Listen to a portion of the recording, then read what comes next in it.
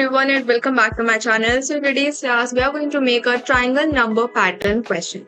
So basically आज की class के अंदर हम नंबर्स पैटर्न को स्टार्ट करने वाले हैं. नंबर पैटर्न्स को किस तरीके से प्रिंट करते हैं, इनके ऑब्जर्वेशंस क्या क्या रहते हैं, ये सारी चीजें हम आज की क्लास के अंदर कवर करने वाले हैं.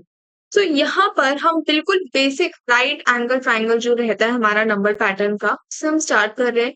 अगर आपको याद हो तो जब हमने स्टार पैटर्न्स करे थे, यस, तो जब हमने ऐसे वाले पैटर्न्स को डिस्कस करा था तो this was the most basic pattern जिससे हमने स्टार्ट कर रहे थे अपने स्टार्स के लिए भी. आज हम सेम चीज करने वाले हैं अपने नंबर पैटर्न के लिए. कौन कौन सी ऐसी चीजें होती हैं जो कि थोड़ी सी डिफरेंट होती हैं, किस तरीके का लॉजिक यहाँ पर हम क्रिएट करते हैं, उसको अपन समझते हैं. तो यहाँ पर सबसे पहले मुझे दो चीजें दिख रही है. तो वो दो चीजें क्या है कि यहाँ पर मुझे कुछ रोज को प्रिंट करवाना है. उन रोज के अंदर कुछ नंबर्स हैं जो कि बार बार रिपीट कर रहे हैं. ऐसा नहीं है कि अगर मैंने फर्स्ट लाइन के अंदर 1 को प्रिंट करवा दिया तो मैं सेकंड लाइन में 1 प्रिंट ही नहीं करवाऊंगी. मैंने फर्स्ट लाइन में 1 प्रिंट करवाया है, सेकंड में भी 1 है, यहाँ पर 2 है मेरे पास. थर्ड लाइन की बात करूं तो 1 2 तो है ही, मतलब जो प्रीवियस पैटर्न मैंने प्रिंट कर रखा है वो तो एग्जिस्ट कर ही रहा है. उसी के साथ एक न्यू नंबर विच इज 3 वो मेरे पास ऐड हो गया है. Same goes with the fourth row. यहाँ पर 1 2 3 जो कि प्रीवियसली एडेड थे वो तो आ ही रहे हैं, उसी के साथ साथ मेरे पास एक 4 भी आ रहा है. लास्ट के अंदर मेरे पास सारे के सारे नंबर्स प्रिंट होकर आ रहे हैं.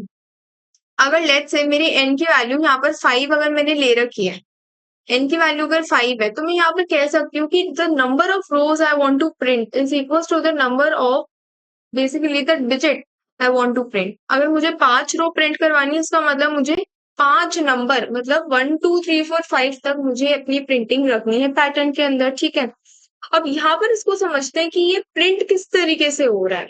यहाँ पर अभी तक हमने जितने भी क्वेश्चंस करे पैटर्न्स के, वहां से आपको एक बात तो क्लियर होगी कि we have to use 2 loop. हमको एक तो इनर लूप को यूज करना पड़ेगा और एक आउटर लूप को अपन को यहाँ पर यूज करना पड़ेगा.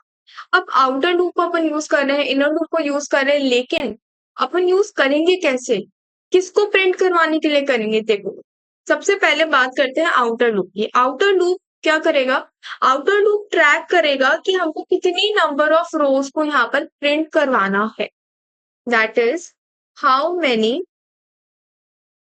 रोज do I want to print, do I want to print. ठीक है, ये तो मुझे बता देगा कि मुझे कितनी नंबर ऑफ रोज प्रिंट करनी है. लेट्स से कि मुझे 5 रोज को यहाँ पर प्रिंट करवाना है. यहाँ पर ही हमारी प्रॉब्लम सिर्फ 50% सॉल्व हुई है, क्योंकि मुझे पता चल गया कि हाँ भाई मुझे कितनी रोज को प्रिंट करवाना है, वो कौन करेगा, आउटर लूप है. लेकिन मुझे उन पर्टिकुलर रोज के अंदर एक्चुअली के अंदर प्रिंट क्या करवाना है वो कौन ट्रैक करेगा, वो मेरा इनर लूप ट्रैक करेगा. Inner loop basically it will control the numbers to be printed in each row, in each row. अब यहाँ पर अगर हम इनर लूप की वर्किंग पे थोड़ा सा ध्यान देंगे तो यहाँ पर क्या हो रहा है, यहाँ पर जो भी नंबर पहले रिपीट हो चुका है, जो कि नंबर पहले आ चुका है, वो बार बार रिपीट हुए जा रहा है. जैसे पहले फर्स्ट रो के अंदर 1 आ चुका है, सेकेंड रो के अंदर भी 1 आ रहा है, थर्ड के अंदर भी 1 आ रहा है. इसका मतलब कि जो नंबर एक बार आ चुका है वो नेक्स्ट लाइन में भी रिपीट होगा ही होगा. यहाँ से मैं एक और ऑब्जर्वेशन निकाल सकती हूँ, एंड दैट इज कि फर्स्ट रो की अगर मैं बात करूं तो मुझे यहाँ पर सिर्फ 1 नंबर को प्रिंट करवाना है. 1 नंबर मतलब सिर्फ एक ही नंबर को मुझे यहाँ प्रिंट करवाना है, that is 1 right now. Second row की अगर बात करूं तो मुझे यहाँ पर 2 नंबर्स को प्रिंट करवाना है, दैट इज 1 एंड 2 है. थर्ड रो के अंदर मुझे 3 नंबर्स प्रिंट करवाने हैं, 1 2 3. एंड फोर्थ रो के अंदर मुझे 4 नंबर्स चाहिए, 1 2 3 4. And same goes with the fifth line as well. इसका मतलब मैं बोल सकती हूँ कि आउटर लूप जो है उसको तो मैं कहाँ से कहाँ तक चला सकती हूँ, मैं उसको चला सकती हूँ 1 से ले तक n+1 तक. अब यहाँ पर एक और क्वेश्चन आ सकता है कि हम अपने लूप को 0 से क्यों नहीं स्टार्ट कर रहे. 0 से स्टार्ट करेंगे तो अगर अपन रेंज फंक्शन यहाँ पर मेंशन कर रहे हैं तो यहाँ पर सिंपली अपन को n ही तो लिखना पड़ेगा. लेकिन अगर आप यहाँ पर ध्यान दो तो यहाँ पर अपन नंबर्स को यूज कर रहे हैं, नंबर्स का बार बार यहाँ पर क्या हो रहा है, इंक्रीमेंट हो रहा है. और जब भी अपन लूप्स को यूज करते हैं वहां पर जब आप एक काउंटर वेरिएबल यूज करते हैं, जैसे फॉर आई इन रेंज मैंने लिखा, अब यहाँ पर मेरा ये आई क्या है, मेरा ये आई एक काउंटर वेरिएबल ही तो है यहाँ पर. ये काउंटर वेरिएबल की वैल्यू पहले 0 से स्टार्ट होती है, अगर हम 0 मानकर चल रहे हैं, 0, 1, 2, 3, 4 and it keep on increasing जब तक कि हमारी बेस कंडीशन हिट नहीं कर जाती, तब तक इसकी वैल्यू इंक्रीज करती रहती है। इसका मतलब सबसे पहले इसकी वैल्यू है 0, 1, 2, 3।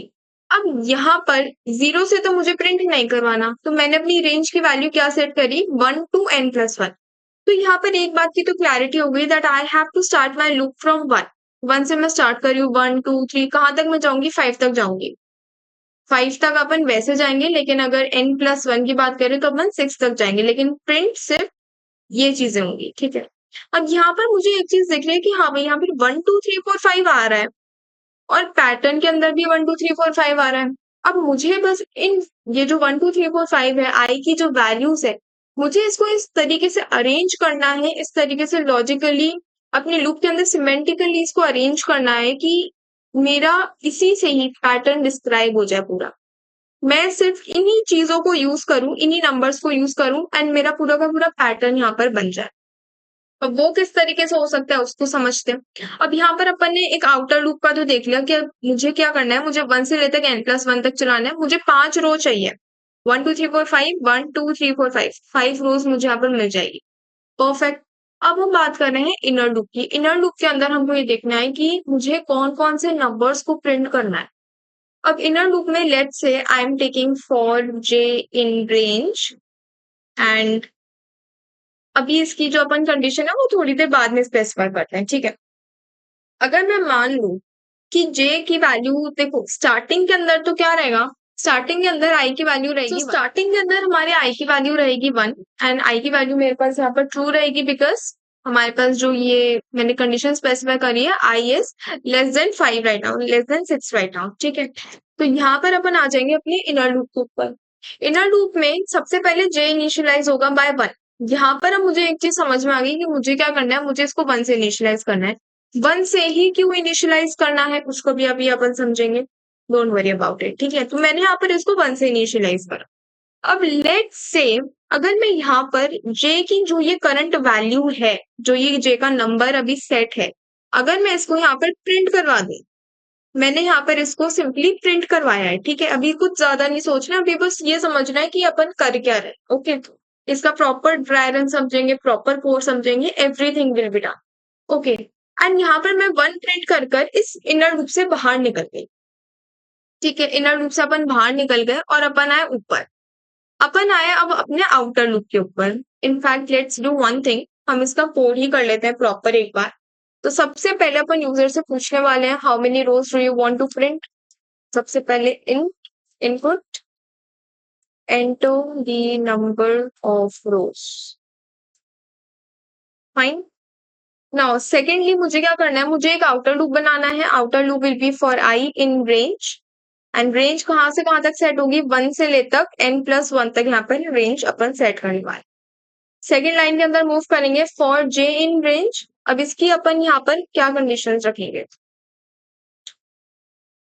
यस इसको अपन स्टार्ट करेंगे फ्रॉम 1। क्यों, क्योंकि यहाँ पर अगर मैं पैटर्न की बात करूं तो मुझे पैटर्न के अंदर क्या करना पड़ेगा, मुझे j की ही वैल्यू प्रिंट करनी पड़ेगी। j की वैल्यू क्यों प्रिंट कर रहा है, क्योंकि इनर लूप बता रहा है number to be printed in each row. हम बता रहे हैं कि हमें कौन सा नंबर हर एक रो के अंदर प्रिंट करना है। और इनर लूप जो है वो कौन ऑपरेट कर रहा है, वो हमारा ये j काउंटर वेरिएबल ऑपरेट कर रहा है।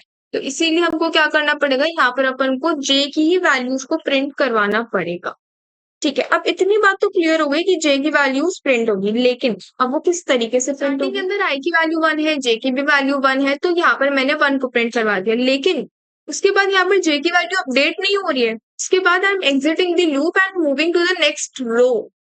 तो यहाँ पर इसका मतलब क्या हो रहा है, i की वैल्यू अपडेट होकर हो गई है 2, ठीक है। i की वैल्यू अपडेट हो गई, हम वापस से इनर लूप के अंदर, इनर लूप में अब क्या होगा, वापस से j की वैल्यू 1 से इनिशियलाइज होगी। 1 से इनिशियलाइज हुई, अब क्योंकि अपन इनर लूप से तो एग्जिट कर चुके हैं, तो अपन नेक्स्ट लाइन के अंदर 1 को प्रिंट करवा दें। फिर इसकी वैल्यू वापस से अपडेट हुई 2, 2, इसकी वैल्यू हो गई 2, तो मैंने यहाँ पर 2 भी प्रिंट करवा दिया। उसके बाद मुझे क्या करना पड़ेगा, I have to move to the next line. तो यहाँ पर क्या मैं कह सकती हूँ कि मेरा जो इनर लूप है it is dependent upon the iteration of the outer loop. कि आई की यहाँ पर जो भी वैल्यू है उस पर डिपेंड कर रहा है कि मेरा इनर लूप कितने टाइम्स रन करने वाला है। ठीक है, तो यहाँ पर हमारा क्या हो रहा है, इनर लूप जो है वो आउटर लूप पर डिपेंडेंट है। फर्स्ट रो की बात करूं, यहाँ पर थोड़ा सा प्रॉपर वे में आपको डिमॉन्स्ट्रेट करती हूँ। अगर हम बात कर रहे हैं फर्स्ट रो की, फर्स्ट रो के अंदर मुझे सिर्फ एक ही नंबर को प्रिंट करना है। सेकेंड रो के अंदर मुझे सिर्फ 2 नंबर्स को ही प्रिंट करना है। थर्ड रो के अंदर मुझे सिर्फ 3 नंबर्स को ही प्रिंट करवाना है, and that is from the starting. इसका मतलब मेरा जो इनर लूप है वो बार बार स्टार्टिंग से इनिशियलाइज हुए जा रहा है। स्टार्टिंग के अंदर जे की वैल्यू 1 थी और ये सिर्फ एक बार रन करा। जब जे की वैल्यू 2 ही, जब जे की वैल्यू वापस से यहाँ पर इनिशियलाइज होगा ये जे लूप, और ये 2 बार रन करने वाला है। यहाँ पर ये 3 टाइम्स रन करने वाला है। जब मैं बात करूंगी फोर्थ रो की, जब आई की वैल्यू हो जाएगी 4, तो मेरा जो ये है इट विल प्रिंट 4 नंबर्स, और मेरा जो जे लूप है इट विल रन 4 टाइम्स। इसका मतलब कि मेरा जे लूप का इटरेशन मेरे आई के ऊपर डिपेंड करता है। तो क्या मैं यहाँ पर ये लिख सकती हूँ दैट 1 कॉमा, क्योंकि अपन को जे का इटरेशन 1 से स्टार्ट करना है, एंड आई प्लस 1, क्या मैं ऐसा लिख सकती हूँ? अब यहाँ पर हमने आई प्लस 1 क्यों लिखा? This is a question that arises, right? उसको अभी अपन थोड़ी देर बाद एड्रेस करेंगे जब अपन इसका ड्राई रन समझेंगे। नाउ इसके बाद मुझे क्या करना है, अभी अभी हमने इतनी बात करी कि मुझे जे की वैल्यूज को प्रिंट करवाना है, तो यहाँ पर सिंपली अपन को कुछ नहीं करना, जे की वैल्यू को प्रिंट करवाना है, सिंपली राइट जे। अब उसके बाद मुझे नेक्स्ट लाइन पे मूव नहीं करना, मुझे नेक्स्ट लाइन के अंदर सिर्फ उसी केस के अंदर मूव करना है जब मेरी ये वाली कंडीशन फॉल्स हो जाती है। और अगर ऐसा नहीं होता है तो मेरे को सेम रो के अंदर चलते रहना है, तो इसका मतलब मुझे एक सेपरेटर यहाँ पर लगाना पड़ेगा। अब जैसे ही मेरा इनर लूप एग्जिट हो, आई वांट कि भाई एक नेक्स्ट लाइन मेरे पास यहाँ पर प्रिंट होकर आनी चाहिए। यहाँ पर ये पूरा का पूरा कोड मेरा यहाँ पर रेडी हो गया है। नाउ एक बार इसको अपन एग्जीक्यूट करते हैं और अच्छे से इसका ड्राई रन समझते हैं ये किस तरीके से काम कर रहा है। Let the number of rows are 5। अब यहाँ पर क्या हुआ, सबसे पहले 1, देन 1 2 1 2 3 1 2 3 4 एंड 1 2 3 4 5 एन के अंदर यहाँ पर प्रिंट होकर। ओके, नाउ समझते हैं कि इसका ड्राई रन किस तरीके से अपने पास यहाँ पर काम कर।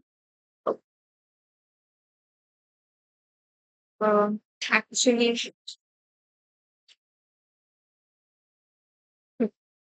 तो यहाँ पर स्टार्टिंग में क्या हो रहा है, मैंने एन की वैल्यू लेट से फिक्स कर दी यहाँ पर 5। ठीक है, आई की वैल्यू स्टार्टिंग में इनिशियलाइज हुई टू 1, अपन लूप के अंदर एंटर कर गए why, because 1 is less than 6 over here. ठीक है, तो हम इनर लूप के अंदर आ गए। अब इनर लूप में क्या हुआ, यहाँ पर वापस से यहाँ पर इनिशियलाइज हुआ, यहाँ पर जे की वैल्यू 1 से इनिशियलाइज हुई, and 1 is less than 6 and 1 is less then 2। Yes, अब यहाँ पर क्या हो रहा है, यहाँ पर हम n+1 नहीं लेके चल रहे हैं, यहाँ पर हम i+1 लेके चल रहे हैं। i+1 हम क्यों लेकर चल रहे हैं, क्योंकि यहाँ पर जब भी हम रेंज फंक्शन की वैल्यूज को लिखते हैं तो यहाँ पर अपने पास 2 वैल्यूज आती है। ठीक है, लेट्स से एक z वैल्यू है और एक y वैल्यू। अब यहाँ पर z वैल्यू तो इंक्लूसिव होती है लेकिन y वैल्यू इंक्लूसिव नहीं होती है। और अगर मैंने यहाँ पर सिर्फ ऐसे लिख दिया होगा रेंज 1 i, स्टार्टिंग में तो आई की वैल्यू 1 ही है। अब स्टार्टिंग में आई की वैल्यू 1 है, इसका मतलब स्टार्टिंग में इनर लूप के अंदर एंटर ही नहीं हुई, तो इसका मतलब फर्स्ट स्टेटमेंट में फर्स्ट लाइन के अंदर कुछ भी प्रिंट नहीं होगा, इसीलिए मुझे उसको एक इंक्रीमेंट करके यहाँ तक लूप को इतना चलाना पड़ेगा। ठीक है, इसीलिए यहाँ पर हमने i+1 लिखा है ताकि यहाँ पर मेरी जो कंडीशन है वो यहाँ पर स्पेसिफाई हो जाए। अब यहाँ पर जे की वैल्यू 1 हो गई, हमारी कंडीशन ट्रू है, हमने क्या करा, सिंपली यहाँ पर जे को प्रिंट कर दिया 1। ओके, जे की वैल्यू अपडेट होगी, अपडेट तो होगी लेकिन कंडीशन इसकी ट्रू नहीं होगी, because 2 is not less than 2। तो यहाँ पर मेरी कंडीशन हो गई फॉल्स। हम आ गए अपने आउटर लूप के ऊपर, इनर लूप से हमने एग्जिट कर दिया। अब जैसे ही इनर लूप से एग्जिट किया वैसे ही अपन नेक्स्ट लाइन के अंदर मूव कर जाएंगे। नेक्स्ट लाइन के अंदर मूव कर कर अपन अब ऊपर जाएंगे, आउटर लूप के ऊपर जाएंगे। यहाँ पर आई की वैल्यू इंक्रीमेंट हो गई two, still condition remains true. ठीक है, अब आएंगे अपन इनर लूप के ऊपर। अब ये वाला जो केस है ये वाला एंड हो चुका है, अब इस पे ध्यान ही नहीं देना है, इसको भूल जाना है। ये पहला था, अब अपन आए सेकेंड। अब जे की वैल्यू वापस से इनिशियलाइज होगी टू 1, जे की वैल्यू इनिशियलाइज हुई। अब आई की करंट वैल्यू क्या है, मेरे पास 2 है, जब मैं उसके अंदर 1 को ऐड करूंगी इट वुड बी 3। मेरी ये कंडीशन ट्रू है, मैं यहाँ पर 1 को प्रिंट करवा दूंगी क्योंकि अपन ने स्टार्ट करा है 1 से। जे की वैल्यू अपडेट होगी टू 2, स्टिल मेरी कंडीशन यहाँ पर ट्रू है। तो मैं पर क्योंकि हमने यहाँ पर एक सेपरेटर लगा रखा है तो यहाँ पर अपन 2 को भी प्रिंट करवा देंगे। अब जे की वैल्यू अपडेट होगी टू 3, लेकिन 3 जैसे ही हुआ मेरी कंडीशन वैसे ही फॉल्स होगी। अपन आ गए इनर लूप के बाहर। इनर लूप के बाहर आए, ये वाला प्रिंट स्टेटमेंट एग्जीक्यूट हुआ, we move to next line. Next line में गए, वापस से ऊपर गए अपन आउटर लूप के ऊपर। आउटर लूप में जाएंगे, आई की वैल्यू इंक्रीमेंट होकर हो गई 3, स्टिल हमारी यहाँ पर कंडीशन क्या है, ट्रू है। अपन आए इनर लूप के ऊपर। अब इनर लूप के ऊपर वापस से जे इनिशियलाइज होगा। देखो एक बार ध्यान रखिए, अपन जितनी बार ये इनर लूप को एग्जिट करेंगे और जितनी बार उसको वापस से रन करवाएंगे, वापस से आइटरेट करेंगे, उतनी बार जे की वैल्यू स्टार्टिंग से इनिशियलाइज होगी। लास्ट हमने जे की वैल्यू किस पे छोड़ी, उससे कोई मतलब नहीं है, इसकी वैल्यू हमेशा स्टार्टिंग से ही इनिशियलाइज हो रही है। ठीक है, अब यहाँ पर अपन मूव कर गए, जे की वैल्यू यहाँ पर मैंने 1 से इनिशियलाइज कर दी, मेरी कंडीशन यहाँ पर ट्रू है। अभी क्या वैल्यू आएगी, 3 है। Now it would be 4, I plus 1 करेंगे तो यहाँ पर मेरे पास 4 आ जाएगा। ठीक है, तो यहाँ पर मैंने 1 को प्रिंट करवा दिया। वापस से ऊपर जाएंगे, आई की वैल्यू अपडेट होकर हो गई 2, सॉरी जे की वैल्यू अपडेट होकर हो गई 2, स्टिल मेरी कंडीशन यहाँ पर ट्रू है। वापस से 2 को प्रिंट करवा देंगे। अब इसकी वैल्यू हो गई 3, स्टिल मेरी कंडीशन ट्रू है। सेपरेटर लगा, वापस से अपन ने यहाँ पर 3 को प्रिंट करवा दिया। अब जैसे ही इसकी वैल्यू 4 होगी, हमारी कंडीशन फॉल्स हो जाएगी। हम इनर लूप से एग्जिट कर जाएंगे, प्रिंट स्टेटमेंट को एग्जीक्यूट करवाकर नेक्स्ट लाइन में मूव कर जाएंगे and then we will move to our outer loop which will be I. यहाँ पर इसकी वैल्यू अपडेट होकर हो गई 4। ठीक है, इसकी वैल्यू अपडेट हुई 4, स्टिल हमारे यहाँ पर कंडीशन ट्रू है। अपन आ गए जे लूप के ऊपर। मैं थोड़ा सा यहाँ पर लिख रही हूँ। ओके, यहाँ पर जे की वैल्यू वापस से स्टार्टिंग से इनिशियलाइज हुई है 1, 1 से इनिशियलाइज हुई, हमारी स्टिल अभी कंडीशन ट्रू है which is 1 is less than 5, i plus 1, 4 plus 1 will give us 5, तो यहाँ पर 1 मेरे पास प्रिंट हो जाएगा। वापस से ऊपर गए, 2 हुआ, कंडीशन ट्रू, 2 हो जाएगा। 3 हुई, ये भी 3 हो जाएगा, कंडीशन ट्रू है। ये 4 हुआ, ये भी 4 हो जाएगा ना। This is the last time when our condition is true, यहाँ पर 4 आएगा। 5 से इसका इंक्रीमेंट हुआ, लेकिन 5 पे मेरी कंडीशन फॉल्स हो गई, यहाँ पर 5 प्रिंट नहीं होगा। इनर लूप से एग्जिट कर जाएंगे एंड आउटर लूप में मूव करेंगे तो अपन इस प्रिंट स्टेटमेंट को एग्जीक्यूट करवाएंगे। फाइन, अब क्या हुआ, यहाँ पर आई की वैल्यू मेरे पास हो गई 5। अब आई की वैल्यू 5 हुई, इसका मतलब this is the last iteration which is to be run. क्यों, क्योंकि यहाँ पर अब 6 आ चुका है। अब जैसे अगले आइटरेशन में आई की वैल्यू 6 होगी, हम तो लूप से एग्जिट कर जाएंगे। अब इसकी वैल्यू होगी 5, वापस से बनाएंगे जे पर और इसको अपन इनिशियलाइज करेंगे बाय 1। कंडीशन हमारी ट्रू रहेगी, क्यों, 1 इज लेस देन, अभी इसकी कंडीशन, अभी इसकी वैल्यू है 5, तो 5 प्लस 1 करेंगे तो ये कहाँ तक जा रहा है, 6 तक जा रहा है। इसका मतलब मेरा जब आई लूप एग्जिट होगा, जब मेरा आउटर लूप एग्जिट होगा वो कंडीशन, और जब मेरा जे लूप फाइनली एग्जिट होगा वो कंडीशन, दोनों की कंडीशन मेरे पास यहाँ पर सेम आ रही है। ठीक है, यहाँ पर आई की वैल्यू, यहाँ पर जे की वैल्यू सही है, 1 है, यहाँ पर अपन 1 को प्रिंट करना है। वापस से ऊपर जाएंगे, इसकी वैल्यू 2 हो जाएगी, स्टिल कंडीशन ट्रू है, 2 को प्रिंट करेंगे। 3 हो जाएगी, कंडीशन ट्रू है, 3 को प्रिंट करेंगे। 4 हो जाएगी, स्टिल मेरी कंडीशन ट्रू है, 4 प्रिंट करेंगे। 5 आएगा, 5 पे भी कंडीशन ट्रू है, 5 प्रिंट करेंगे। अब जैसे ही 6 हुआ, कंडीशन हो जाएगी फॉल्स, मैं यहाँ पर बाहर आ जाऊंगी। बाहर आकर अपन नेक्स्ट लाइन पे मूव तो कर जाएंगे, लेकिन कुछ प्रिंट नहीं करवा पाएंगे। क्यों, क्योंकि यहाँ पर जैसे ही आई की वैल्यू 6 हुई और यहाँ पर मेरी कंडीशन सेटिस्फाई नहीं हुई, इसका मतलब हम पूरे के पूरे आउटर लूप से भी एग्जिट कर गए। आउटर लूप से एग्जिट करने का मतलब क्या है, कि हमारा पैटर्न अब रेडी है। This is the pattern we have obtained and this was the pattern we had to print. मेरे पास सेम टू सेम पैटर्न यहाँ पर प्रिंट होकर आ चुका है। ये था हमारा right angle triangle number. Also there is a homework question for you all and that is, आज की क्लास में हमने सीखा कि हम राइट एंगल नंबर पैटर्न किस तरीके से प्रिंट कर सकते हैं। ठीक है, सो आपको क्या करना है, you have to print left angle triangle number pattern. Angle triangle number pattern आपको यहाँ पर प्रिंट करवाना है। लेफ्ट एंगल का किस तरीके से लॉजिक यहाँ पर काम करता है उसको हम ऑलरेडी प्रीवियस क्लासेस के अंदर डिस्कस कर चुके हैं। ऑल्सो आपके रेफरेंस के लिए मैं एक बार उस लिंक को डिस्क्रिप्शन बॉक्स में भी डाल दूंगी so that you can refer to that as well. And number pattern किस तरीके से काम करता है उसको हमने आज की क्लास के अंदर देख लिया है। आपको क्या करना है, आपको दो कॉन्सेप्ट्स को यहाँ पर मर्ज करके देखना है। That's all for today. Subscribe the channel if you are new to the channel and don't forget to hit the bell icon if you are having any doubt in today's lecture or any of the previous lectures, do let me know in the comment section and I'll take up your doubts. Thank you so much and I'll meet you in the next video.